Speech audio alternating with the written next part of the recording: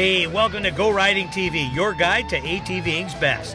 Today's tour includes a coast-to-coast chat with ATV organizations about the concept of multi-use trails and what we should be thinking into the future. We talk some tech and share some good info about keeping the plastic parts in your quad looking good after some trail running. And we have a close-up look at a new helmet on the market. Covering the event circuit, our cameras focus in on the team from Ontario for the OFATV President's Ride. Keeping it fun and rubber side down. Go Riding TV, it's all good, so let's roll.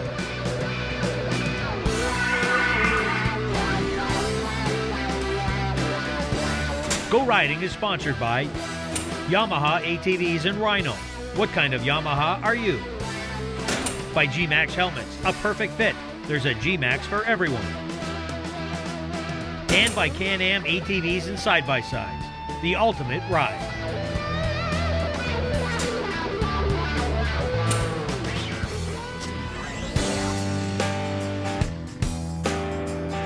Talk to any club or ATV association and everyone will be singing from the same song sheet, in that the future of our recreational ATVing is solely dependent on having access to places to ride and a trail system that enables us to enjoy these regions. Although we've had the pleasure of riding in many different areas across Canada, we have also been exposed to the challenges that are faced by every provincial ATV association from coast to coast. Whether it be in the mountains, the flatlands, or on the maritime coast, in each location there has always been one factor that is the same no matter where we are riding, and that issue is land use. For trail user groups, it is important for them to make their voices heard to work together for a stronger united front in acquiring land use permission, but also for when battling all the other environmental groups who are so ready to shut us down from motorized recreation. This united front for recreational trail users is all about defining trails as multi-use and working together with respect and proper etiquette. Multi-use trails are proven to work in many areas across Canada as trail enthusiasts mingle and make it work. Multi-use trails are very important to the future of all trail users. COHV is part of the National Trails Coalition, a very active partner of both non-motorized and motorized users of trails. This is another example of how multi-use trails will benefit all Canadians, whether you live in New Brunswick or BC or anywhere in between. Multi-use trails is the future. We have to share infrastructure, we have to do it in a responsible way, we have to work together, and this will benefit all Canadians.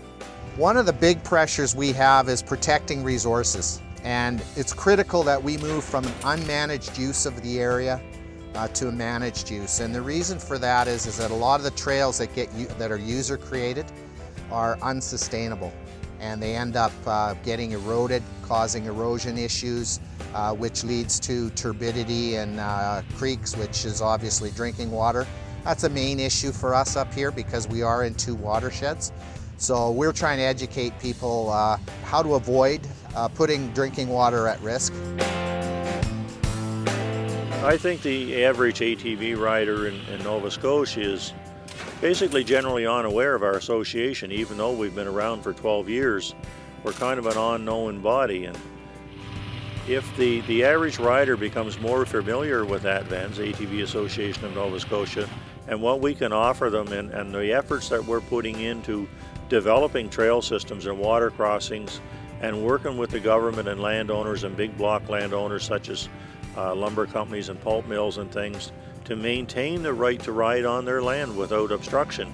And I think the more of the general public that are not members of clubs that get involved with clubs, it gives a stronger voice and a lot more hands to help work on trails and promote more responsible riding and try to eliminate some of the community issues that go on in some communities with irresponsible riding on streets, neighborhoods, and on highways. When there's clubs in those areas, we don't have those issues. It seems to be the people, they're not bad people. A lot of them are just unaware of the regulations that are out there. And when you mention to them what the regulations are, they say, oh, I didn't understand that. And then they become a better person. Snowmobiling has laid the tracks for many trails over the years, and it is important to understand how that impacts communities and users alike. Respect is key, and for business owners and town councils, tourism and economic impact must be at the front of the decision-making when supporting multi-use trails. Well, I think the key was getting your municipalities involved, and then your provincial government knowing the needs of this tourism attraction, basically, and as well as the federal government. Corporations are also involved, and again, the user pays, so it helps create that business plan and dollars needed to maintain, manage, and market the network of trails. And we have grown quite substantially, bringing a lot of tourism into the area over the years. The collaboration between the two groups is a must because landowners or elements and water just dictates what can be done in some areas, and the two groups need to get together, work those things out, and to have a system that is good for everybody, and work on a good risk management plan. And what we did is with color coding, we got posts on each side of the trail system indicating the color of the trail. So the snowmobile being red, the ATV being blue. We changed our sign in those sectors where it's showing exactly the ATV being blue and red for the snowmobile. So the user, when they reach those sections, they can relate directly from the signage to the post and understand where they need to be.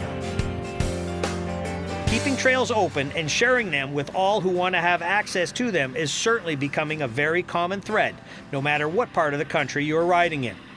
Whether the trail is an ATV trail, a snowmobile trail, or a multi-use trail, it is up to us as riders to do our part and be good ambassadors whenever we're out riding. Equally important is the need for all riders to join a club and make sure their voice is heard, and that their personal pastime and recreation is protected for many years to enjoy into the future.